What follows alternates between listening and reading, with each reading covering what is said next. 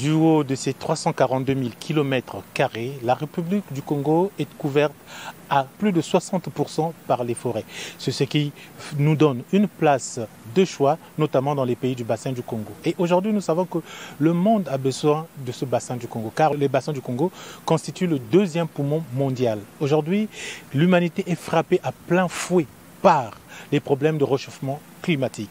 Et la résolution de ces problèmes, sinon que l'une des résolutions de ce problème passe par la bonne gouvernance forestière qui va permettre de préserver non seulement ces forêts, mais ne pas léser ceux qui sont autour de ces forêts. Et encore moins, faire de sorte que ces pays qui doivent jouer ce rôle de préservation se retrouvent dans ce processus. D'où le Congo qui a eu à ratifier plusieurs textes, et en les ratifiant, on voudrait voir que la mise en application soit aussi effective pour que tout marche. Ceci nous a mené à organiser une tribune dans le cadre de la bonne gouvernance forestière où certains des acteurs qui contribuent à la gouvernance ont été réunis autour d'une table. Et ensemble, nous allons débattre de cette question secteur par secteur pour ceux-là qui en sont présents. Mesdames, Messieurs, comme je l'ai dit tantôt, je retrouve toute l'équipe avec laquelle nous allons parler de ce thème d'aujourd'hui, notamment sur l'intérêt de tout un chacun mettre la main pour la bonne gouvernance, la gouvernance forestière, la responsabilité des acteurs. Eh bien, la gouvernance forestière, la responsabilité des acteurs. Sur ce plateau, j'ai avec moi M. Franck Loufoua-Bessi pour le compte de la RPDH. Bonjour, M. Franck. Bonjour. J'ai John Nzingangoma, journaliste. Bonjour, John. Bonjour. Et M. Pongui François du domaine de l'État. Bonjour, M. François. Bonjour. J'ai M. Tif Tivongo pour le compte de l'association des terriens du Kwilu. Bonjour, M. Tif. Bonjour. Juste Gaël Coco pour le compte de la société Sycophore. Bonjour à vous. Bonjour.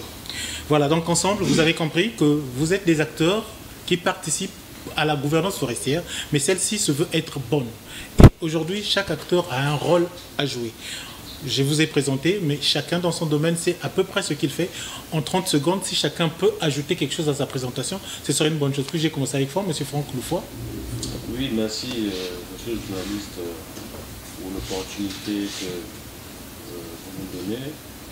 Je voudrais d'abord saluer l'appui technique de la coopération norvégienne d'Org-MICFI, qui soutient cette activité qui s'inscrit dans le cadre d'un projet que nous menons au niveau de la rencontre pour la paix et les droits de l'homme, donc aussi le RPDH, un projet que nous menons dans le contexte de la gouvernance forestière, sous l'angle du renforcement de la transparence et de la redevabilité des acteurs et des parties prenantes, afin de les mettre sur la table de discussion et de trouver des solutions conjointes pour une gouvernance qui soit une gouvernance plus responsable. Et c'est donc dans ce contexte que moi, en tant que responsable des programmes de la RPDH, je m'active dans ce projet pour faire en sorte que les objectifs de redevabilité, de participation et d'accès à l'information soient renforcés. Merci beaucoup, M. Franck. M. John Ndingangoma, vous pouvez prendre le micro, M. John. Oui, moi je suis journaliste indépendant, pigiste. Je travaille sur de nombreuses thématiques, notamment celles relatives à la gouvernance forestière. Et je place des articles dans de nombreux médias, dans de nombreux organes de presse, aussi à l'intérieur du pays qu'à l'extérieur. Merci beaucoup, M. John. M. François Pongui. Je suis le représentant de la direction départementale du domaine de l'État. L'initiative pour la bonne gouvernance n'est pas une mauvaise chose, car la bonne gouvernance doit être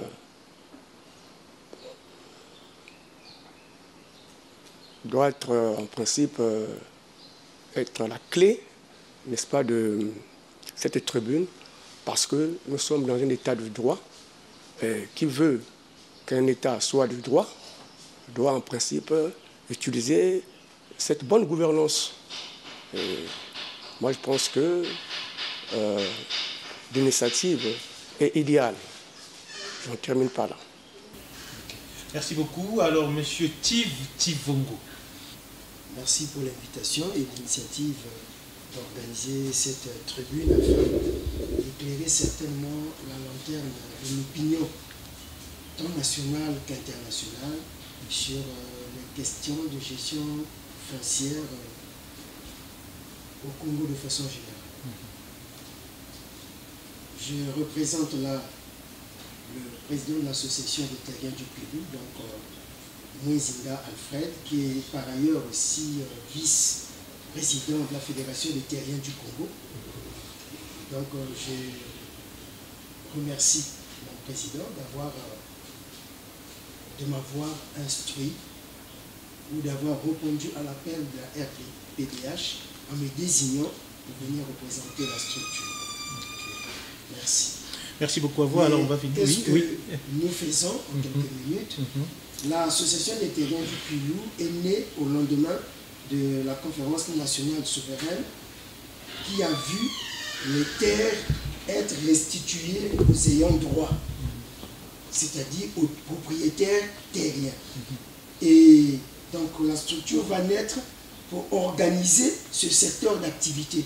C'est pourquoi en bonne partie, avant la loi, il y a l'apaisement foncier. Il n'y a pas de tension sociale parce qu'il y a des structures comme l'ATK, née au lendemain de la conférence nationale, qui a travaillé afin d'apaiser, parce que sous la loi 52/83 où tout appartenait à l'État, eh ben, nous connaissons tous les dégâts que cela avait créés. Et donc l'association des terriens du Puyou est là pour défendre les droits des terriens, vulgariser les textes qui régulent la loi, qui régulent le foncier, mais aussi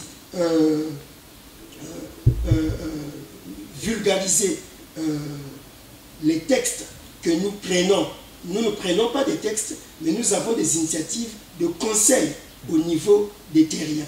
Nous travaillons aussi pour la préservation de l'environnement. Nous sommes aussi un pont, pourquoi pas dire un intermédiaire, entre les terriens et l'État.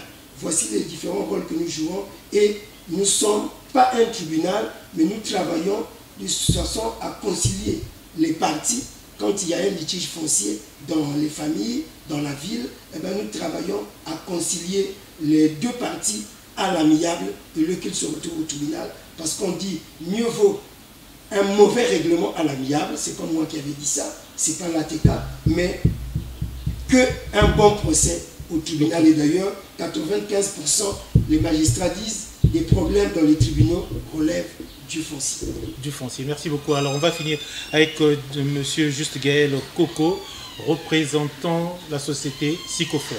Merci de cette opportunité que vous nous offrez pour pouvoir débattre d'une thématique qui est au centre du XXIe siècle. Parce que la bonne gouvernance forestière, puisque nous sommes acteurs, vous savez que la société Sycofor est une grande société au sud du pays. Parce que nous exploitons dans la Lekoumo, le Niari, et nous avions nos installations en termes d'usines à Pointe-Noire. Donc, je suis responsable des ressources humaines de cette structure. Je crois que nous aurons tout le temps de débattre sur l'importance de la gouvernance forestière et la participation des acteurs que nous sommes dans cette gestion ou dans cette tribune.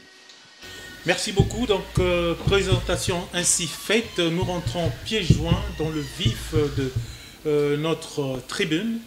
Ce sont des acteurs clés pour la bonne gouvernance. Mais est-ce qu'aujourd'hui, on peut dire que le Congo, c'est la question que j'aime bien poser, au niveau où nous sommes, et depuis que le Congo a eu à ratifier des textes, certains textes, pour s'arrimer à la bonne gouvernance forestière, surtout pour préserver et mieux gérer ses forêts, d'autant plus que le Congo fait partie des pays du bassin du Congo, qui est le deuxième poumon mondial aujourd'hui.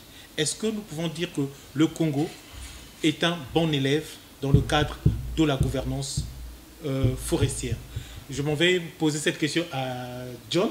Je vais commencer par John, puisque en tant qu'observateur et journaliste indépendant, je pense que M. John est bien placé pour, en tant qu'observateur neutre, de vous dire si on peut parler de bonne gouvernance et chacun pourra se défendre par rapport à l'autre à son domaine. M. John. C'est une question un peu peut-être tendancieuse. Et pour un journaliste, se prononcer d'emblée, c'est toujours délicat. Est-ce que la gouvernance forestière, telle qu'elle est pratiquée au Congo, elle est bonne ou encore elle est mauvaise? Non. En réalité, tout le monde sera d'accord avec moi. On se sert de ce qu'on appelle des indices, des instruments, et on observe. Il s'agit ici de voir comment est-ce que les différentes lois, les différentes politiques sont appliquées sur le terrain. Nous avons par exemple le nouveau code forestier, hein, c'est la loi de juillet 2020. Alors, lorsqu'on va sur le terrain, comment est-ce que cette loi, par exemple, est appliquée? On mesure l'intensité, encore le degré des illégalités forestières dans notre pays. Je fais allusion au sillage artisanal, illégal, je fais allusion au braconnage, à la chasse.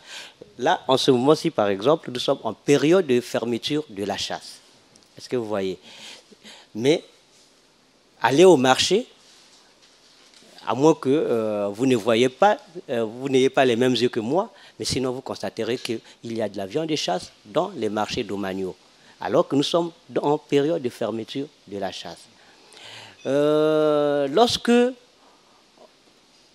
on va dans les forêts, on constate par exemple qu'il y a des scieurs, il y a des gens qui scient le bois sans permis, dûment délivré par la direction des patrons, enfin par le ministère de l'économie forestière. Là, ça devient illégal. La loi de juillet 2020 n'interdit pas le sillage artisanal, mais cette activité est réglementée. Mais ceux qui le pratiquent dans différentes forêts, que ce soit dans le Mayom, que ce soit là-bas dans le Niari, dans la Lukumu, est-ce qu'ils sont détenteurs de ces documents légaux? Donc voilà, on se sert un peu de ces indices pour mesurer, enfin pour dire si la gouvernance forestière au Congo est bonne ou mauvaise. Mais ceci dit, il y a des défis. Il y a des enjeux. Les enjeux, c'est ce que nous connaissons aujourd'hui à l'enjeu climatique. Il y a des enjeux économiques parce que, comment on appelle ça, la forêt du Congo. Enfin, étant dans le bassin du Congo, aujourd'hui, le Congo aspire à bénéficier des retombées, hein, de la conservation de ces forêts. Est-ce que, ouais, mais il y a des défis. Les défis, c'est par exemple quoi? La corruption. Pourquoi le sillage artisanal, ce phénomène demeure dans notre pays? Pourquoi la chasse continue, le braconnage continue? Vous voyez? Donc il y a des défis. Ça, c'est symptomatique des pratiques comme l'impunité, comme la corruption. Enfin, bref, il y a un certain nombre d'instruments, d'indices pour mesurer, pour juger la gouvernance forestière au Congo. Déjà, à vous écouter, oui. Ce que vous avez soulevé comme exemple, s'il fallait qu'on s'arrête à ce niveau-là, on est en mesure de dire, je suis en mesure de dire que le Congo, aussi bon élève qu'il pouvait être ou que ça pouvait paraître qu'il soit, mais dans les faits, on remarque qu'il y a ce qui démontre qu'on n'a pas encore atteint le niveau qu'on devait atteindre. Donc, il n'y a pas encore, on ne peut pas parler d'un bon élève au regard de ces exemples. Mais on peut aussi dire que c'est un bon élève parce que quand on voit l'ossature, hein, l'armada juridique dont dispose le Congo, quand on voit les politiques mises en œuvre par le Congo, je fais allusion ici par exemple à la CEDEN, la contribution déterminée nationale. Hein, quand on voit l'initiative comme CAFI, hein, l'initiative pour les forêts d'Afrique centrale, quand on voit l'arrimage ou encore l'ancrage du Congo dans des instruments comme les APV FLECT, il y a beaucoup de choses. Mais il y a là une certaine volonté d'amélioration, mutatis mutandis, de la gouvernance forestière dans notre pays. La volonté est là. Est-ce que vous voyez? Mais il y a des défis, comme je l'ai dit tout à l'heure. Et donc... Il y a des défis, oui. Il y a des défis, il y a une volonté de bien faire, oui. Mais il reste encore à améliorer dans la pratique. Donc, dans la pratique, et vous savez, c'est là le grand problème, et ce n'est pas seulement dans le domaine forestier. Le Congo a toujours eu des très bonnes lois, des très bonnes politiques, mais il pêche dans l'application. Et très souvent, vous allez remarquer que la plupart des lois que nous avons ne sont pas accompagnés de textes d'application. D'accord. Merci beaucoup, John. Alors, par la même question, je vais aller du côté de M. Franck Loufoy. Aujourd'hui, peut-on dire que le Congo serait un bon élève? C'est vrai que lui, il a donné certains éléments en tant que journaliste. Vous êtes de la RPDH, donc l'organisation de la société civile. Vous avez effectué des descentes de terrain. Au regard de ce que vous avez vu, qu'est-ce qu'on peut dire à cette instance? Bon, mais je pense que la situation a été suffisamment résumée par mon prédécesseur. Le Congo, bon élève, moi je dirais oui et non. Parce que, bon élève, oui, parce que de par sa position stratégique au sein du bassin du Congo, le Congo est un acteur important dans le contexte de la dynamique mondiale de lutte contre les changements climatiques.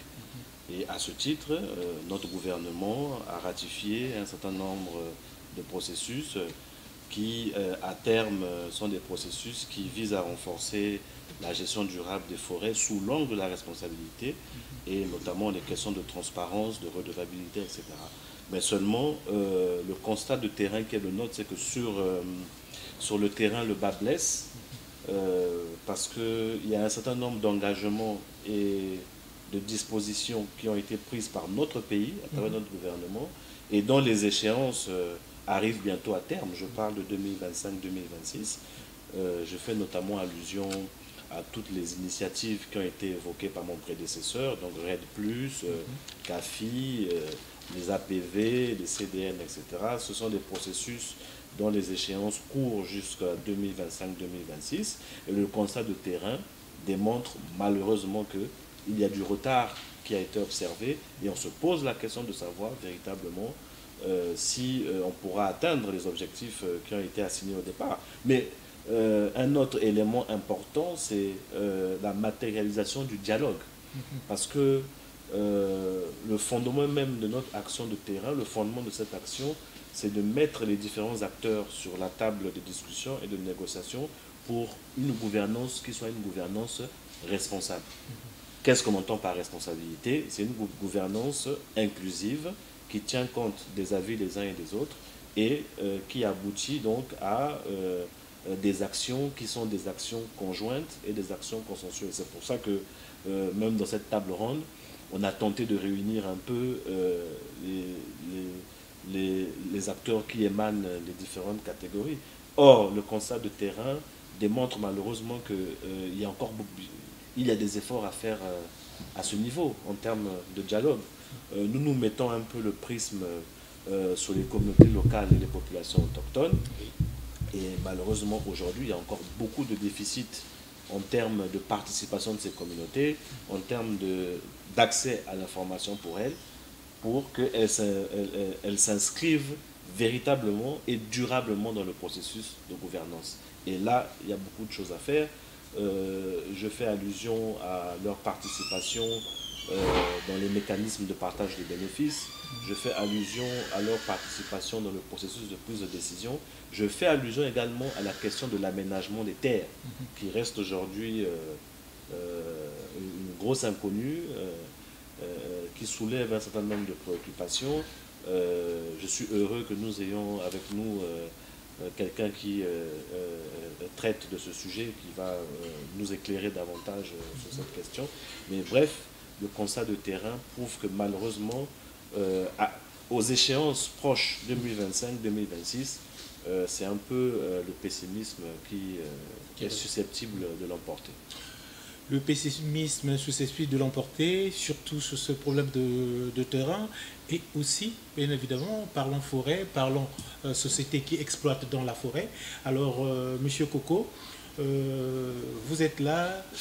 Est-ce qu'on parlerait du Congo, donc la même question, hein, mais seulement vous en tant que représentant d'une société d'exploitation forestière, si votre souhait serait sans doute que les choses aillent de l'avant, mais qu'est-ce qui empêche ou qu'est-ce que vous souhaitez que ce soit fait dans le cadre de relations entre vous et les communautés locales, ou entre vous et les gouvernements, et les gouvernants, pour que au moins qu'il y ait une symbiose qui emmène à une bonne gestion forestière. au jour d'aujourd'hui, vous êtes à quel niveau? Qu'est-ce qui peut bloquer? Qu'est-ce qui bloque? Ou bien qu'est-ce que vous souhaiterez? Merci de cette question qui est très pertinente d'ailleurs. Je devrais d'abord rebondir sur la première préoccupation parce que c'est la suite logique de la même question. En ce qui concerne le Congo mauvais ou un bon élève. Vous savez, quand on fait une lecture, lecture globale de ce que représente le Congo en termes de textes de référence en matière de gestion des forêts, vous allez vous rendre compte que le Congo apparaît d'un premier regard un bon élève. Parce qu'on est champion en ratification, en adoption, en contractant des actes. Mais mauvais élève au niveau interne en ce qui concerne l'applicabilité de ces textes. Parce qu'il ne suffit pas seulement de ratifier, mais il faudrait également mettre en application des textes ratifiés et le mettre en relation avec les textes en interne. Pourquoi je dis mauvais élève? Dans le sens qu'il y a un problème de vulgarisation, notamment de ces textes.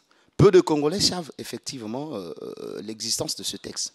Ce qui pose problème, parce que vous allez vous souvenir qu'on dit la loi telle qu'elle est adoptée sera publiée au journal officiel, n'est-ce pas?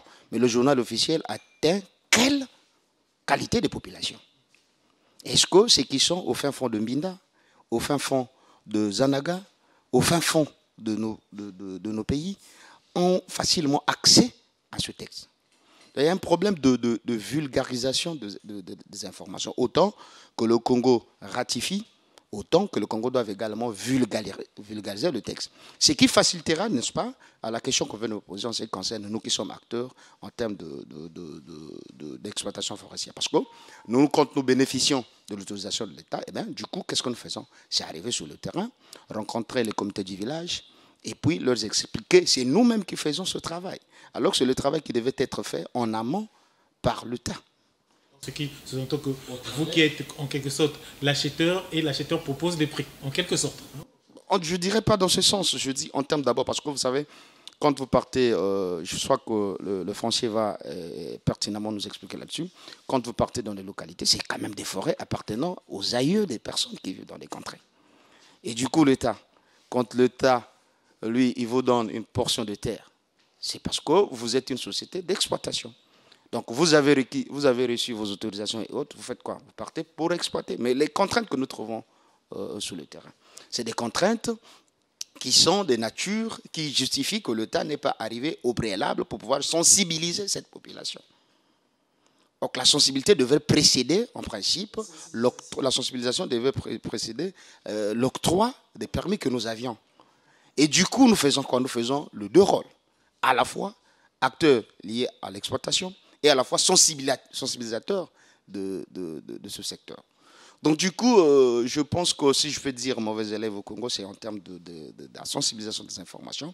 Et nous également, en tant que partenaires de l'État, nous sommes dans cette obligation de pouvoir parfois se supplier à l'État, d'expliquer avec les collectivités et les communautés locales, pour pouvoir l'expliquer les biens fondés, des engagements que nous avons pris vis-à-vis de l'État et comment nous allons exploiter, prendre la main-d'œuvre sur place et puis également apporter notre contribution du point de vue de la loi.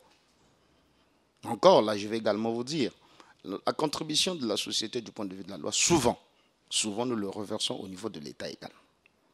Or, c'est l'État qui devrait faire la répartition de cela. Or, si on pouvait permettre à la société de pouvoir réaliser par lui-même les engagements et que l'État devrait initier pour faire le contrôle, ça sera encore mieux. Parce que vous imaginez, par exemple, quand nous faisons des dons des médicaments, par exemple, il faut déposer, par exemple, à Doli, au niveau de la préfecture. Et pour quitter la préfecture jusque dans les fins fonds, c'est pas Dieu sait le faire, mais effectivement.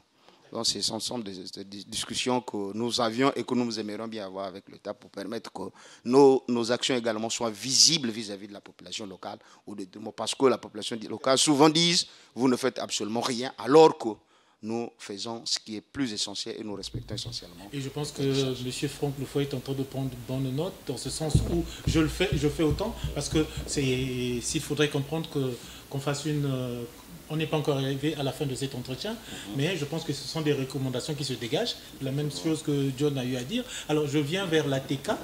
en ce moment-là, l'ATK, il y a déjà, on vous a tendu la perche, notamment sur ce problème de reconnaissance des terres envers les aïeux. Et ça, c'est le combat que vous menez. Mais aujourd'hui, il y a des textes. Il y a un nouveau code forestier et parlons de...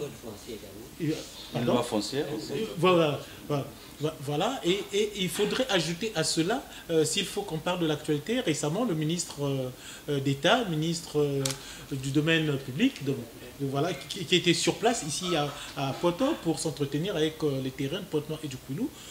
Monsieur Chief, par la perche qu'on vous a tendue et par l'actualité de l'information, à quel niveau vous pensez vous situer aujourd'hui dans le cadre de la bonne gouvernance, puisque c'est dans ce cadre-là aussi? Merci beaucoup.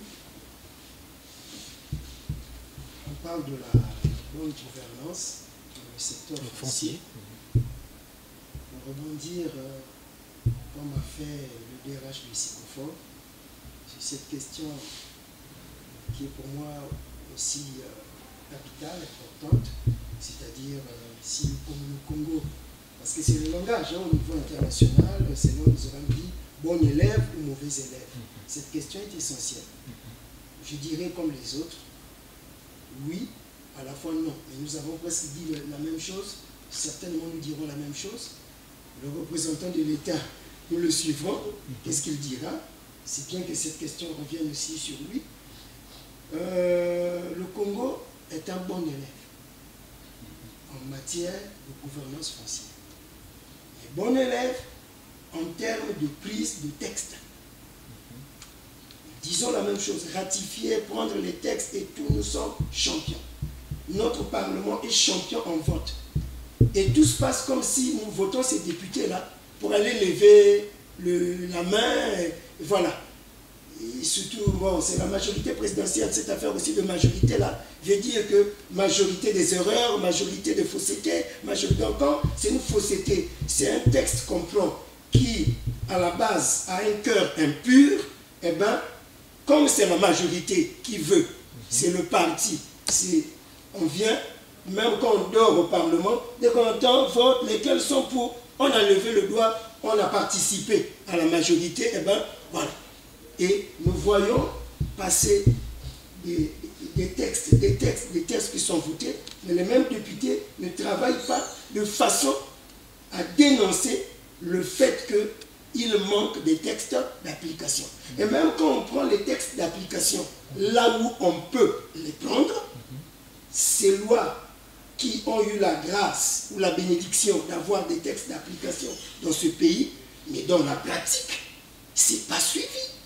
Il n'y a pas le suivi, il n'y a pas le contrôle, c'est le désordre total. C'est la cour du roi Péto, là-bas c'est des ayatollahs.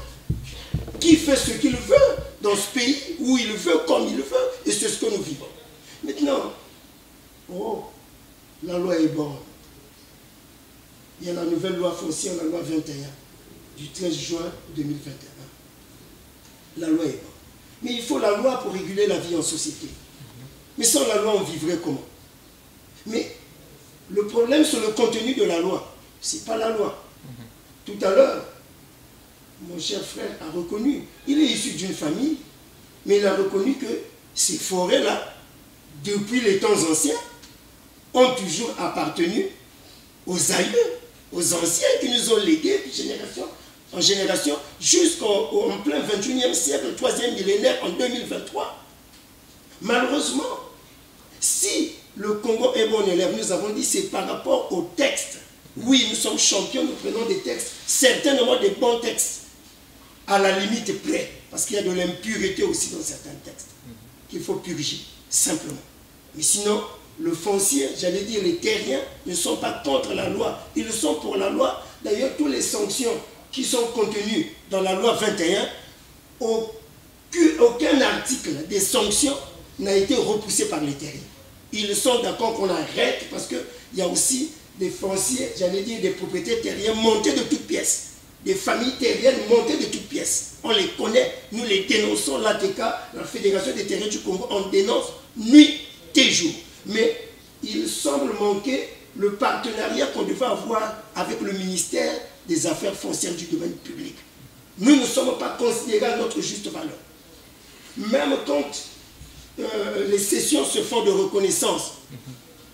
La fois passée, il y a eu session dans le Kouilou et à Pointe-Noire, mais ce travail-là, on devait le faire en amont avec les directions départementales des cadastres avant d'arriver à la reconnaissance.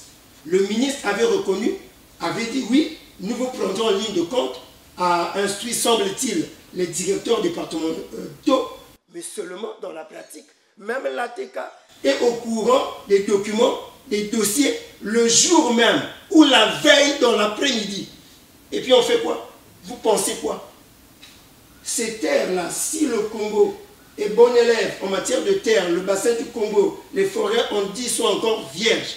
Mais c'est parce que justement, comme a dit mon frère, représentant de Sycophore, mais c'est parce que ces terres-là appartiennent aux aïeux et les aïeux étaient conscients que ça c'est un bien, un patrimoine, donc il faut le garder. Ce sont les aïeux, nos anciens, qui ont gardé ces forêts-là jusqu'aujourd'hui, où n'importe qui ne peut pas venir faire n'importe quoi.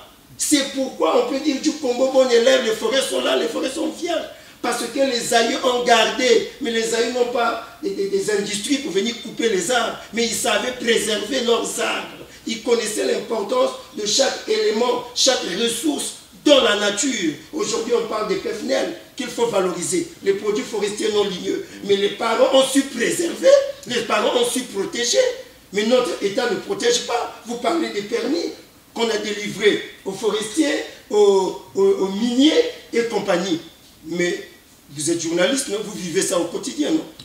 Sur nos chaînes de la place, à peine qu'on a donné, attribué un permis à un forestier, que sais-je encore, à un minier, mais c'est la catastrophe dans les forêts. Ce sont encore les pauvres populations qui se soulèvent encore. Vous avez vu à Kakamouika, vers le barrage de Sunda, allez-y voir ce que nos frères de la race étrangère, que je ne peux pas peut-être citer ici, ont fait là-bas. Dans le nord du pays, la ministre Soudan est descendue elle-même.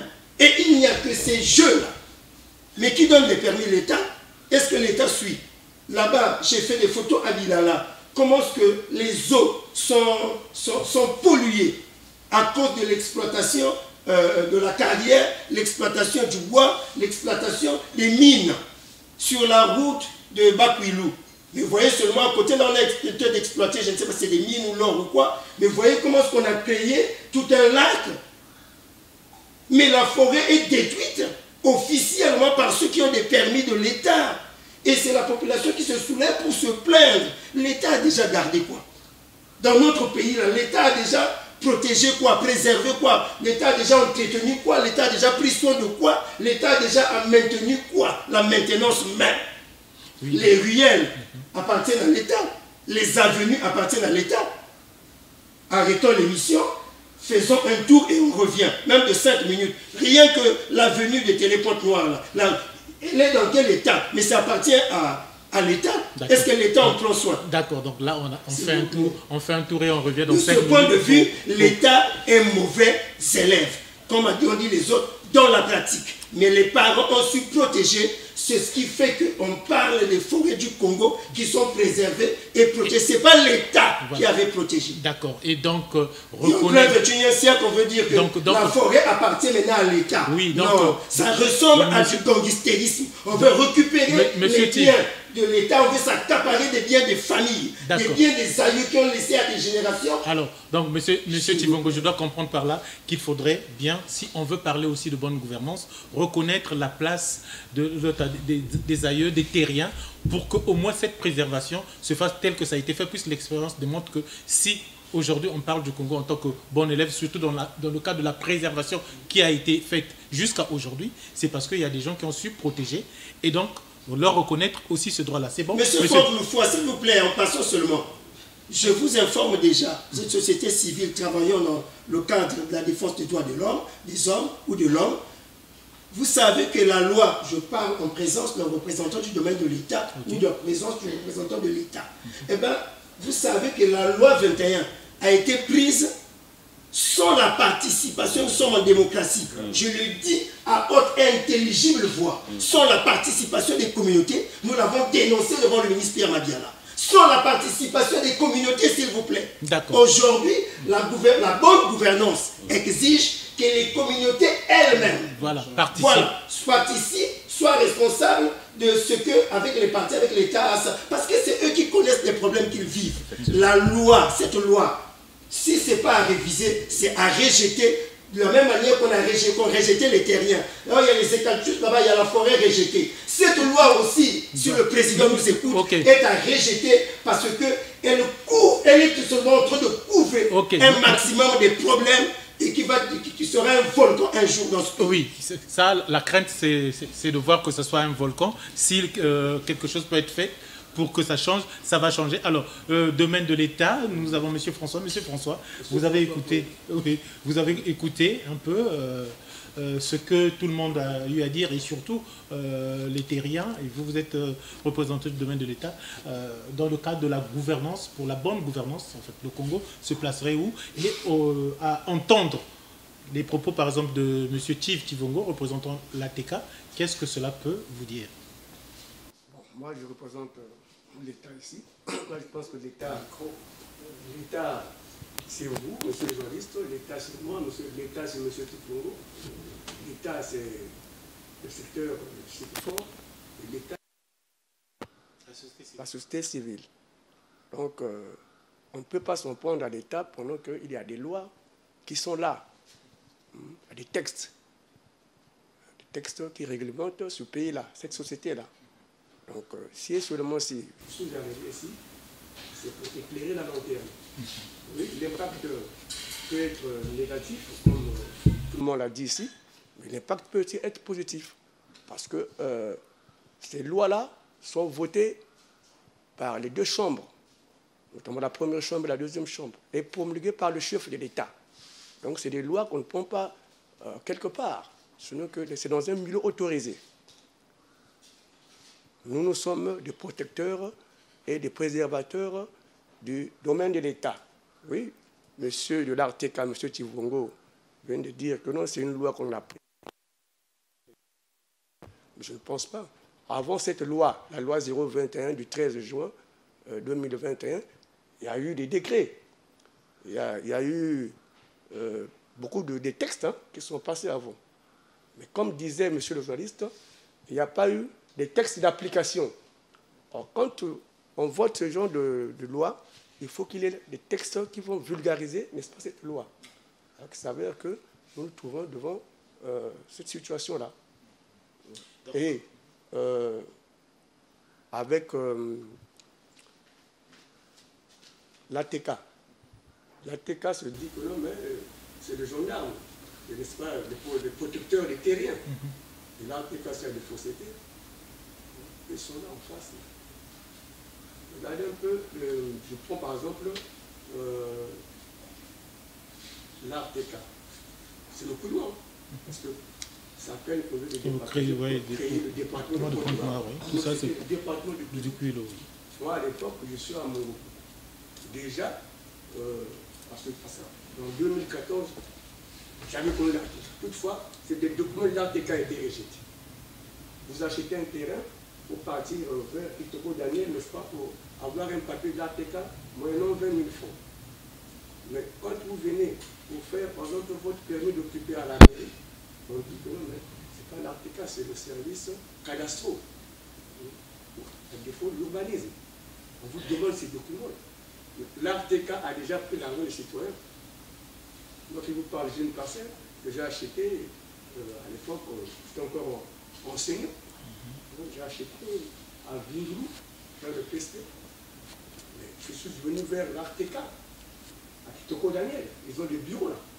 J'avais payé 25 000 à l'époque. Mais ce papier-là ne m'a pas permis d'avoir, comment on appelle ça, le permis d'occuper. Si vous comprenez. Voilà. Déjà, il y a eu des guerres entre l'ATK et le domaine foncier. Okay. Alors moi, je pense que s'il y a quelque chose que je retiendrai là, surtout, c'est que c'est vrai, on peut reconnaître des erreurs ça et là, mais il y a des lois qui ont précédé, par exemple, il y a des projets de loi qui avaient précédé, par exemple, cette loi, mais il s'est posé un problème de vulgarisation de ces projets, de ces projets de loi. Donc voilà. Donc je pense que parmi certaines recommandations que je suis en train d'écouter ici, que chacun est... Donc il y a par exemple le problème de la vulgarisation qui est vraiment un problème sérieux.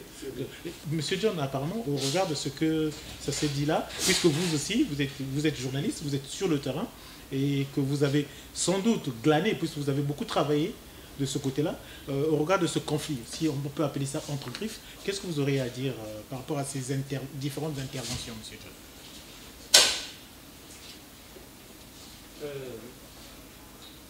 Aujourd'hui, il faut d'abord partir du postulat sur lequel les paradigmes parmi les paradigmes internationaux, aujourd'hui, il y a ce qu'on appelle l'inclusivité ou encore le caractère inclusif de la gouvernance.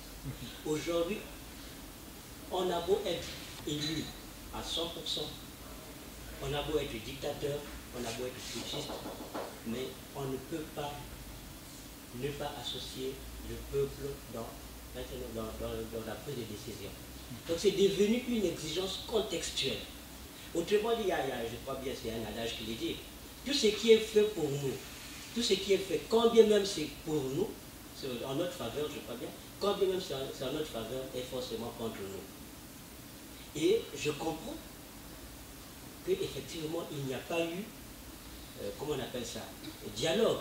Et il y a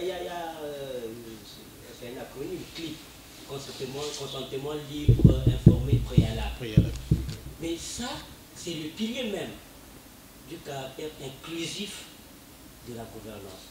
Même dans l'armée aujourd'hui, il y a ce qu'on appelle le commandement participatif. Le général n'est pas toujours celui-là qui est l'éminence grecque, qui sait tout, mais il associe toujours même le caporal. Ah, est-ce qu'il faut attaquer de ce côté? Il associe même un homme de rang. C'est ce qu'on appelle commandement participatif. Et effectivement, quoi de plus normal pour une société démocratique comme la nôtre, qui se veut démocratique. Donc, il faut que les lois soient inclusives, la gouvernance doit être inclusive. Et quand tout à l'heure vous avez parlé entre guillemets, de guerre, non. Il n'y a pas de guerre, mais apparemment il y a un petit quiproquo. Et pourquoi il y a quiproquo? C'est parce que l'administration, ils se sont entre guillemets foutus des exigences internationales qui veulent que les masses populaires, je parle un peu comme à l'époque du Bono, en fait que le peuple soit associé à la prise des décisions. Est-ce que vous voyez? Quand vous allez dans les villages, oui, c'est bien de dire à quelqu'un, de demander à un paysan de ne plus pratiquer la chasse. C'est bien de demander à un paysan de ne plus pratiquer le serre artisanal. Mais qu'est-ce que vous lui proposez comme alternative? Qu'est-ce qu'il doit faire en dehors de ça? Lui, il est né... Vous qui partez sur le terrain, les localités que vous avez déjà côtoyées, les localités dans lesquelles vous êtes déjà arrivé, puisque c'est des localités... Prenons les cas de certaines localités dans lesquelles où il y a même déjà exploitation forestière par certaines sociétés. Est-ce que jusque-là, vous constatez que, bien qu'on parle de cela, arrêtez de faire ceci, mais il n'y a pas de mesure d'accompagnement envers ces populations? En tout cas, sauf... d'après le de ma part, sauf mauvaise appréciation de ma part également, il n'y a pas de mesures d'accompagnement. Et c'est là que le bas blesse. C'est là l'origine même des conflits. Regardez à côté la Concoati. Est-ce qu'aujourd'hui le parc national de Concoati, je crois que c'est l'ONG Noé, pas peut-être l'ONG en tant que tel, mais le ministère de l'économie forestière, est-ce que le ministère de l'économie forestière peut venir démontrer et désigner la zone de développement, la zone d'éco-développement aujourd'hui qu'on a réservée pour ces gens-là? Ce sont des sociétés forestières. Par exemple, dans le Puy, aucune forêt n'est aménagée. Et du coup, certaines sociétés se comportent comme des conquistadors, comme des cow-boys, ils marchent sur tout, même dans les séries de développement. Et lorsque vous détruisez les cultures, puisqu'il n'y a pas de séries, les zones de séries de développement n'ont pas été définies, lorsque vous détruisez les cultures des gens, des paysans, vous les affamez. Mais on a toujours dit la violence c'est pour les gens qui sont affamés. La violence c'est pour des gens qui sont marginalisés. Et vous pensez que ces gens-là seront en odeur de sainteté avec vous. Donc, effectivement, la gouvernance congolaise forestière et même foncière pêche à ce niveau-là. On n'a pas prévu des mesures d'accompagnement. On n'a pas... Il faut en quelque sorte essayer, pas essayer, mais gérer non seulement les mesures d'accompagnement, c'est aussi une façon d'atténuer, mais prendre en considération les humeurs des... Mais tout à fait. Tout à fait. Regardez les autochtones. Moi, j'étais à Moussanda un jour, et on a réservé tout un quartier à Sibiti, le quartier c'est Moussanda, à côté du stade. Mais allez voir comment ces gens-là vivent là-bas. Mais sur le macadam, sur le goudron, c'est mettant une couche d'excréments. Ces gens-là, ils ont été délocalisés. Ils avaient un habitat naturel, ils étaient dans leur forêt. Mais du fait de l'exploitation, on a délivré des permis à Sikofort, à Malfataï, à Taman Industrie, qui est allé les déloger de là-bas, qui est allé détruire les produits forestiers non ligneux dont ils vivent. Ah oui, puisque les sociétés en question exploitent, même j'ai déjà vu des grumiers ici transporter des rotins, ce sont des produits forestiers non ligneux, j'ai des photos, j'ai des images, j'ai des preuves. Alors, du fait de l'exploitation forestière, le gibier, les zones qui étaient giboyeuses, désormais, n'ont plus de gibier. Les autochtones vivent de ça. Les eaux ont été polluées. Il n'y a plus de poissons. L'autochtone vit comme un animal. Il est dans la nature. Il a faim, il pense à sa guêpe, il lance sur un atterrure, un céphalophe, et puis il mange. Mais vous avez détruit tout ça. Et vous les placez en ville. Et sans leur apprendre à ça, sans prévoir des mesures d'adaptation. Mais vous avez fabriqué des mendiants. Vous avez fabriqué des criminels. Vous avez fabriqué des braqueurs. Et on s'étonne encore. Voyez, donc, la gouvernance congolaise, souvent, dans la plupart des cas, elle ne consiste qu'à déplacer les problèmes. Donc, enfin, c'est vrai que ça paraît excessif, mais c'est mon humble constat. Voilà. La gouvernance ne consiste qu'à déplacer les problèmes. En latin, on dit subdata causa tolitur effectus. Attaquez-vous à la cause et puis vous supprimerez les faits. Okay. Malheureusement, nos gouvernants semblent ignorer ce postulat, ce principe sacro-saint. Ok. Alors, Monsieur Coco, oui, par rapport à ça, Monsieur Coco.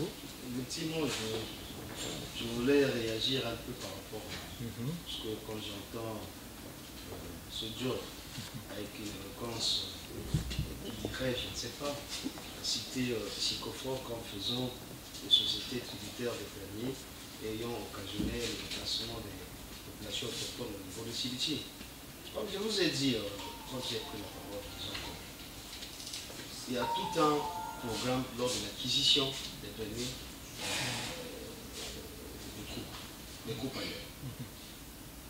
Je vous ai également souligné que le fait que l'État, au niveau central, devient tributaire de tout ce qui est comme taxes et autres, ce qui est réservé à la population autochtone, cela pose problème au niveau de la société, des sociétés que nous sommes. Parce que, une fois que vous avez obtenu le permis, vous avez votre cahier de charge que vous avez signé. Mais encore, reste l'application et le respect de ce cahier de charge. C'est là où nous sollicitons l'assistance de l'État pour pouvoir faire. Parce qu'une société n'a pas qualité, encore compétence de délocaliser toute une population qui occupe telle ou telle zone.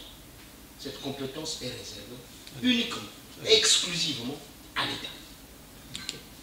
Donc si l'État pouvait mieux faire son travail, eh bien, la situation telle que décriée au niveau de Sibiti ne devrait pas. Parce qu'il faudrait là une bonne politique d'urbanisation et de réintégration par rapport au milieu naturel dont on a débouché. Il ne s'agit pas de la faute de la société. Parce que la société paie ses taxes. La société, c'est une concession qu'on a donnée.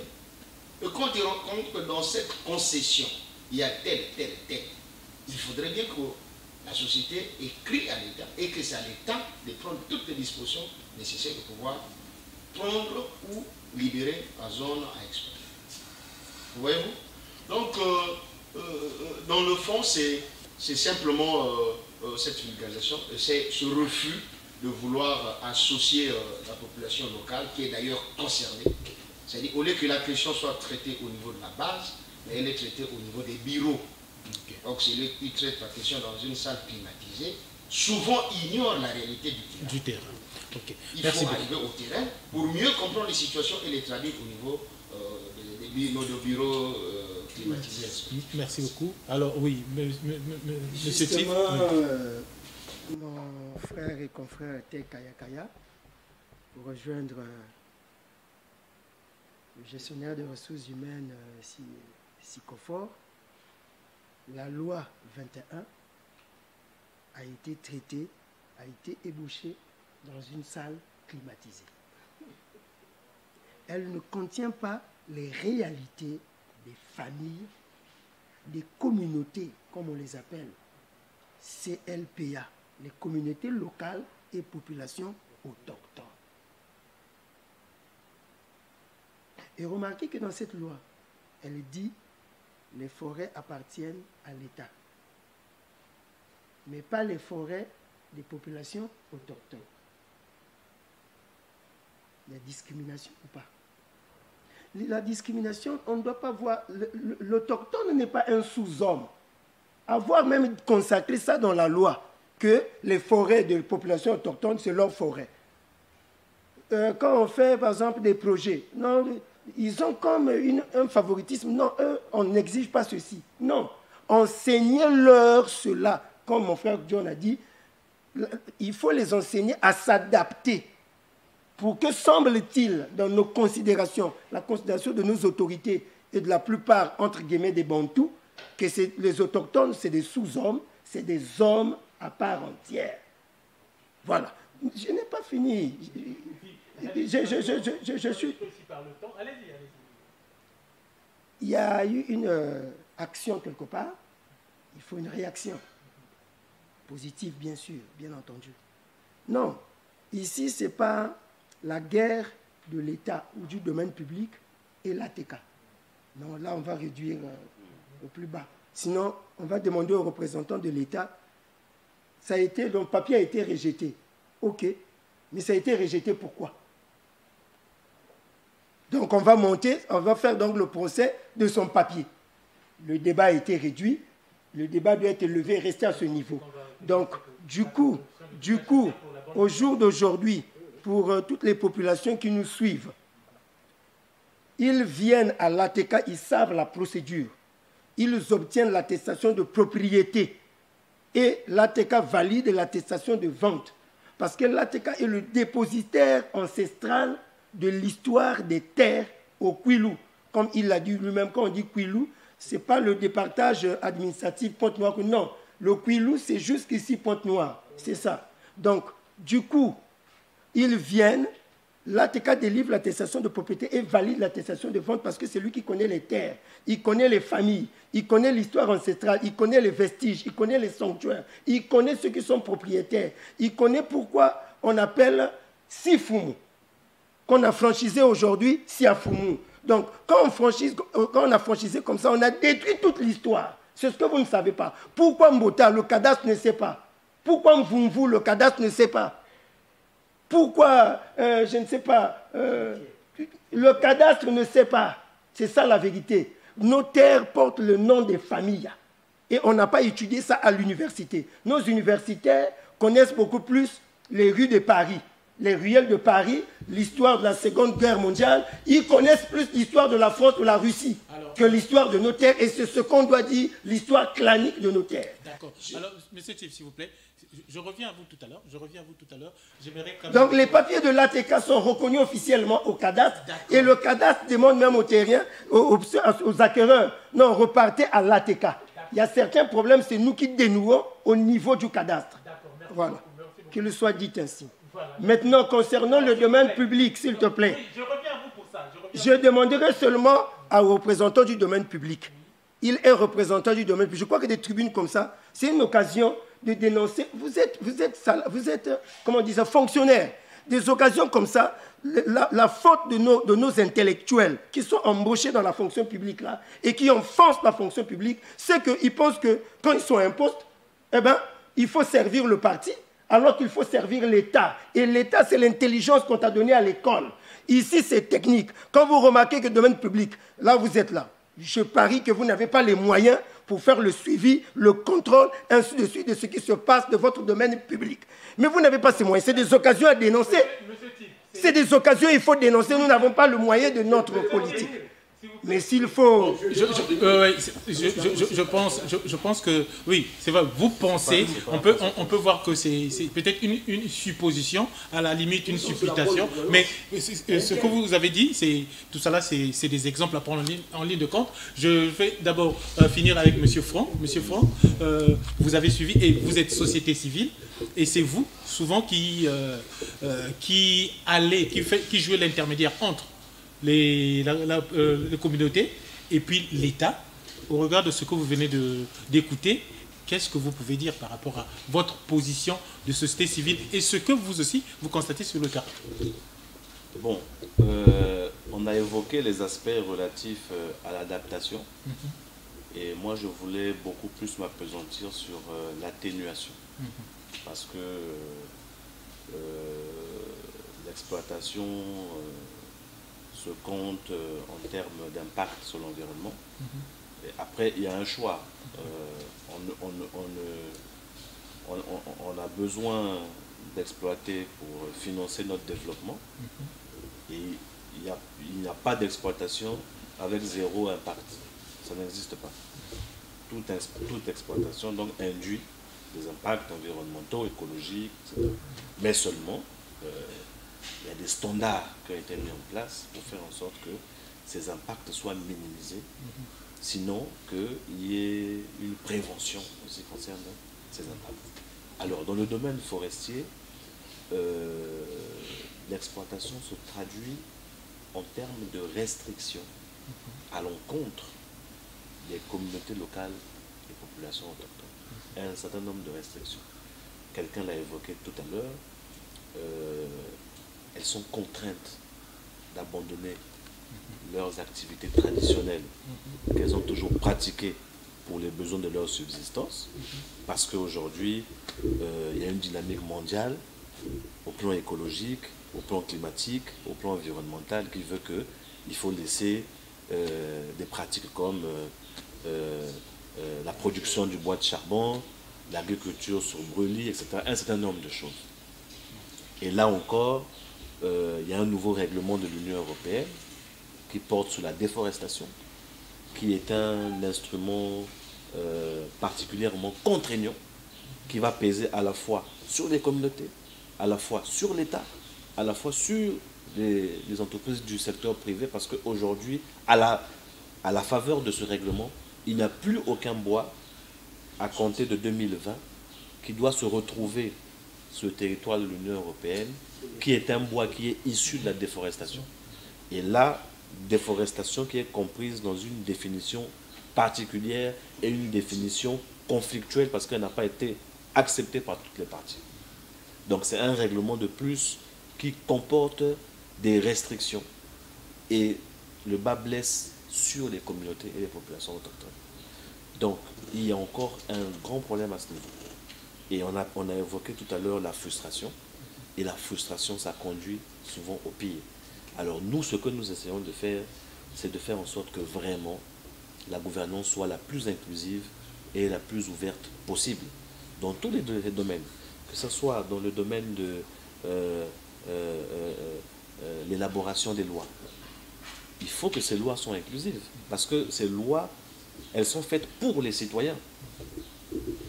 Ces lois, elles sont prises pour les citoyens. Donc si le processus d'élaboration des lois n'est pas inclusif, comme le disait quelqu'un, ce qui est fait pour nous, mais sans nous, est contre nous. Vous voyez, si même une fois que la loi est adoptée, il n'y a pas une vulgarisation, les gens ne s'assiedent pas pour dire on a adopté un texte, comment est-ce qu'on fait pour le mettre en œuvre? Ça pose problème. Et, voilà. Et nous souhaitons renforcer les passerelles entre les différents acteurs. D'accord. Mais vous savez que nous sommes aussi contraints par le temps. Mais qu'à cela nous tienne, on va faire un dernier tour de table. Donc en 1 minute, je vais chronométrer, en tout cas en 1 minute, que chacun, par rapport au domaine peut-être qu'il peut représenter, essaie de faire 1 ou 2 suggestions. Sinon, en 1 minute, s'il peut en faire 3 ou plus, tant mieux. Pour que, en fait, des suggestions pour que ça mène à ce qui peut faire de sorte que la gouvernance soit réellement bonne et qu'on maintienne le cap de cette bonne gouvernance. Parce que la conclusion, c'est quoi? S'il y a une bonne gouvernance, nous jouons notre rôle dans la préservation de l'environnement, notamment du climat. 1 minute chacun, en essayant de faire des propositions. Merci, nous sommes presque à la fin, comme je l'ai dit.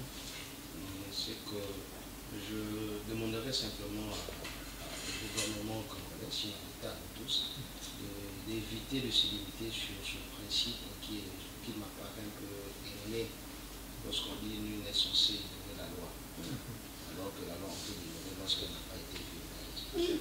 Parce que c'est une théorie qui aujourd'hui n'a plus sa raison d'être. Je demanderais de plus s'impliquer dans ce qui concerne la vulgarisation. C'est vrai que théoriquement il est dit que les préfets, les sous-préfets, les maires sont dépositaires et porteurs de termes en termes de vulgarisation. Encore faut-il qu'eux-mêmes soient informés de la loi pour qu'ils fassent une vulgarisation. Accompagner le pouvoir public, surtout je vous assure. Parce que ce qui va peut-être pas détruire, ce qui vous amène dans des situations conflictuelles, c'est plutôt l'ignorance de la loi que l'existence de la loi. La loi existe, mais les gens ne la connaissent pas. Il faudrait également que l'État se force à associer les concernés de la loi plutôt de laisser leur plus belle part aux intellectuels de pouvoir réfléchir à leur place. Parce que la loi, elle est bonne, c'est pas parce que c'est la loi, mais elle est bonne, c'est parce que c'est elle qui représente le pouvoir. Donc la population, elle doit être associée au travers de ses élus et autres. Sinon, si l'on continue à faire tout ce que nous faisons aujourd'hui, eh bien nos sociétés comme les nôtres, finiront toujours par verser à l'État, finiront toujours par faire chez eux, mais au niveau de sites et de lieux qu'ils exploitent, on les accueillera toujours des robots, des destructeurs de la forêt. C'est comme si nous on fait absolument rien, alors que c'est l'État, en principe, qui ne fait absolument rien pour rendre visible le travail ou ce que vous mettez à leur disposition. Merci beaucoup. Monsieur François, oui. Bon, merci de m'avoir accordé la parole. La tribune est animée par les RPHD. Non, RPDH, oui. RPDH, oui. RPDH plutôt. Enfin, initié. C'est initié par RPDH. C'est la bonne gouvernance. Ce n'est pas une mauvaise chose, comme je disais tantôt. L'initiative est bien fondée, mais ce que je peux demander à l'État congolais, quand il y a des textes qui réglementent la société congolaise, il faudrait qu'il y ait la vulgarisation et l'applicabilité de ces textes en associant tout le monde. Parce que l'imbroglio total est là. Quand l'État est au-dessus de la mêlée, sans pourtant qu'il y ait des citoyens, et toutefois on dit que non, mais ils prennent des textes sans pourtant les associer. C'est pour cela. La vulgarisation de ces textes sont très importants. En plus, organiser ce genre de tribunes, radio et télé, pour que tout le monde soit édifié. J'en dirai même pas. Merci beaucoup. Alors, M. John Ndinga Ngoma. Merci. Quelle bouteille, la bonne gouvernance forestière et foncière. Mais est-ce qu'on peut parler de bonne gouvernance sans bonne communication, sans bonne circulation de l'information? Nous tous nous avons été unanimes sur ce point que les lois au Congo ne sont pas, enfin, ne sont pas bien appliquées, ne sont pas appliquées parce qu'elles ne sont pas vulgarisées. Et qui doit aussi les vulgariser? Quelle est la part du journaliste dans la vulgarisation de ces lois, de ces politiques de journalistes? Mais un journaliste sans moyens, imaginez vous envoyez un un soldat sur le champ de bataille sans munitions. Il sert à quoi? Il dira là-bas pour se faire tuer. C'est comme un journaliste sans moyens.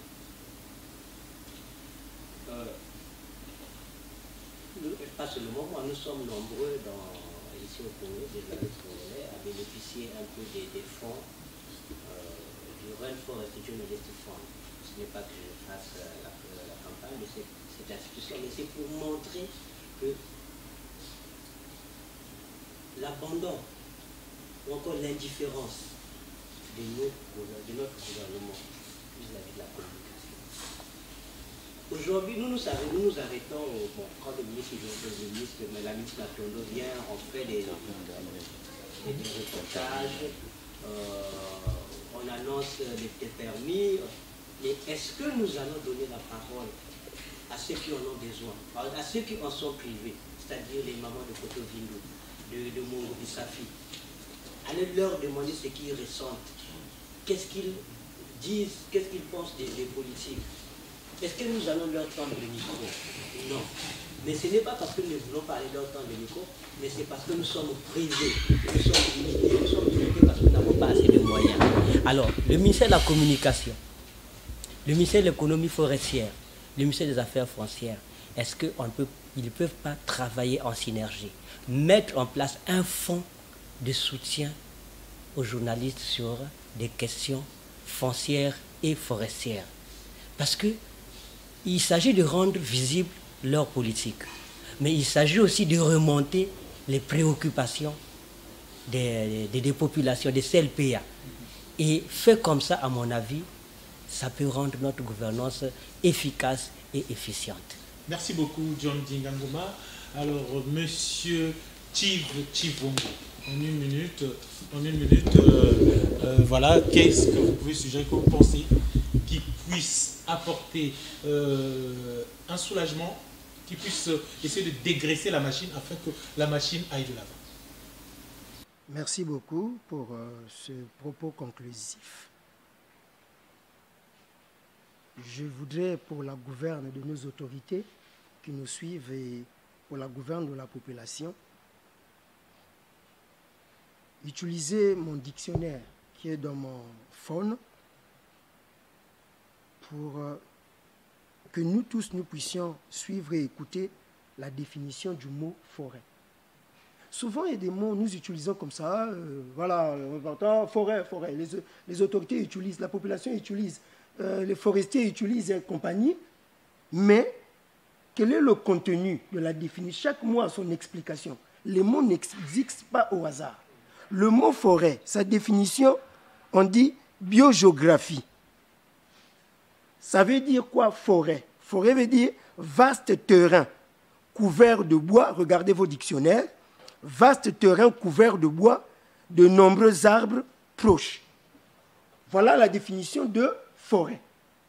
Donc, il n'y a pas quelque chose d'accidentel, il n'y a pas quelque chose qui fasse que ce bien-là ne puisse pas appartenir aux citoyens eux-mêmes tels que légués par les aïeux. L'État va récupérer peut-être même les zones où il y a des incidents. L'État vient accompagner, qu'on a créé la FAT, qu'on a pour aménager les terrains, agence pour aménager les terrains, qui n'est même pas en œuvre jusqu'aujourd'hui. Et donc, la forêt est un vaste terrain. Donc, vous comprenez que c'est d'abord un terrain, mais seulement qui a une richesse, les arbres, les bois. Donc, ce n'est pas quelque chose d'accidenté, de mauvais, pour dire que l'État doit prendre ça.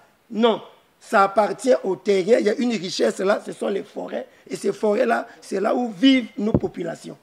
Voilà. Donc, la forêt n'est pas quelque chose autre qu'un terrain. Quand on dit qu'il y a la forêt dans vos terres, donc ça appartient à l'État de s'y rejeter. Oh, mais cette forêt-là est sur une terre, donc c'est la richesse de cette famille-là. Donc c'est un accaparement stratégique, systématique, des richesses des populations à tous les niveaux, ce qui est dans le sous-sol, ce qui est sur le sol, ce qui est en l'air. L'État, c'est-à-dire par une manière, par la loi, consacre l'accaparement des terres des propriétaires terriens. La forêt est un vaste terrain. C'est d'abord un terrain qui a des arbres, donc une richesse que les aïeux ont préservée jusqu'en 2021, que la loi est venue dire ça appartient maintenant à l'État. On va voir l'appartenance à l'État, qu'est-ce que ça va donner, parce que j'ai dit ici que le domaine de l'État, sortons ici, allons voir les ruelles, allons voir les bâtiments publics, les écoles, les hôpitaux, sont dans quel état? Ça appartient à l'État. Hein. L'État entretient ça comment? Maintient comment? Nettoie comment? Balaye comment chaque jour? Allons, sortons de cette émission, faisons un tour et faites des inserts, venez mettre à cette émission. Vous allez voir comment est-ce que l'État entretient nos routes, nos écoles, qui sont des domaines publics, donc des biens de leurs biens, le bien de l'État. Mais nous avons su préserver. Nous avons su préserver, c'est l'État qui a emmené les industries, on a emmené les sachets jusque dans les forêts.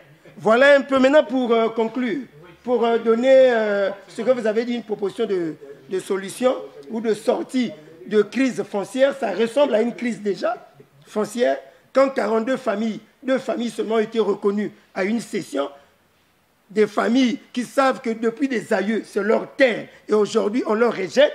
2 familles ont été reconnues. À l'occasion, on a arrêté des gens. C'est devenu un lieu d'arrestation des gens. Ça veut dire que l'État n'a pas fait son travail avant pour les arrêter. Mais on n'attend pas une session foraine, une session foncière de reconnaissance pour arrêter les gens. Je ne pense pas que la loi dit ça. La proposition, c'est que la loi 21 est bonne.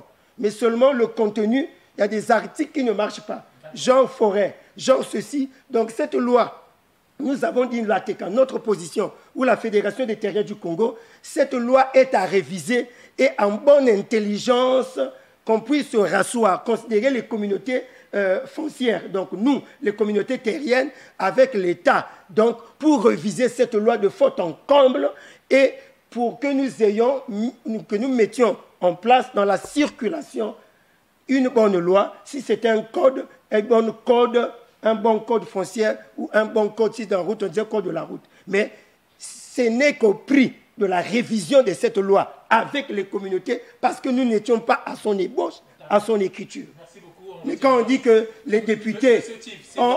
Oui, Monsieur Thief, merci. C'est très gentil. On retiendra cela puisque dans le fond de ce que vous avez dit, c'est essayer de voir comment réviser cette loi. En tout cas, il faut avoir le courage de la réviser. En tout cas, merci beaucoup. Alors, monsieur Franck Loufoy de la RPDH, étant donné que l'initiative aussi vient de la RPDH, en l'occurrence soutenue par ses partenaires, on vous laisse le temps de dire votre mot, de faire des suggestions et conclure par la même occasion, enfin peut-être pas conclure l'émission, mais vos propos en 1 minute et demie, et puis voilà, nous allons mettre fin à cette tribune.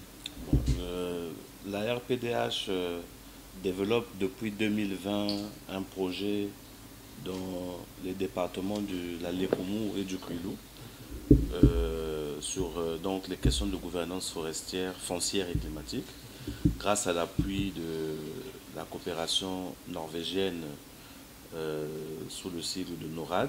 Le projet, c'est le projet NICFI. C'est un projet de 5 ans qui a débuté en 2020. Donc là, nous sommes à la 3e année de mise en œuvre. Et notre projet va prendre fin en 2025.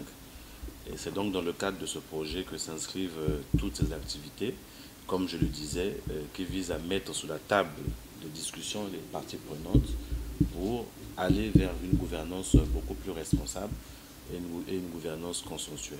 Essentiellement, le mot qui peut être dit, c'est vraiment de renforcer la participation et l'accès à l'information des communautés locales et des populations autochtones qui sont des acteurs importants et qui subissent encore de l'exploitation, et cette situation devrait changer. C'est aussi lancer un peu un cri d'alarme parce que, comme je le disais, dans le contexte de la dynamique mondiale de lutte contre les changements climatiques, notre pays a adhéré à un certain nombre d'initiatives. Je fais allusion à l'APV-FLECT, je fais allusion à la RED+, je fais allusion aux contributions déterminées au niveau national, je fais allusion au processus CAFI, je fais allusion au processus ITIE, toutes ces initiatives auxquelles le gouvernement est partie prenante, qui ont des échéances qui arrivent à terme dans 2 ou 3 ans. C'est vraiment d'exhorter le gouvernement à redoubler d'efforts dans le contexte des engagements qui ont été pris en relation avec ces initiatives pour que des actions fortes arrivent, pour qu'on aille vers la satisfaction des objectifs que nous nous étions assignés au départ lorsque nous avons pris l'option d'adhérer à ces initiatives. Et je vais terminer toujours dans le contexte des communautés, c'est aussi faire une recommandation forte sur la question du conflit homme-faune, qui est un problème important au niveau des zones forestières, où vous avez donc des animaux, notamment les pachydermes, des éléphants, qui détruisent, du fait d'avoir été troublés dans leur habitat naturel, ils reviennent vers les villages et donc ils détruisent les cultures agricoles. Et il n'y a pas encore à ce stade une réponse qui soit une réponse adéquate et efficace à cette problématique. Merci beaucoup, Monsieur Franck Loufoua. Merci à tous les invités. Merci à Monsieur Coco pour le compte de Sicofort, Monsieur François Pongui pour le compte du domaine de l'État, John Dingangoma, journaliste, surtout des questions de gouvernance forestière, Franck Loufoua pour le compte de la RPDH et Tiv Tivongo pour l'association des terriens du Kwilu.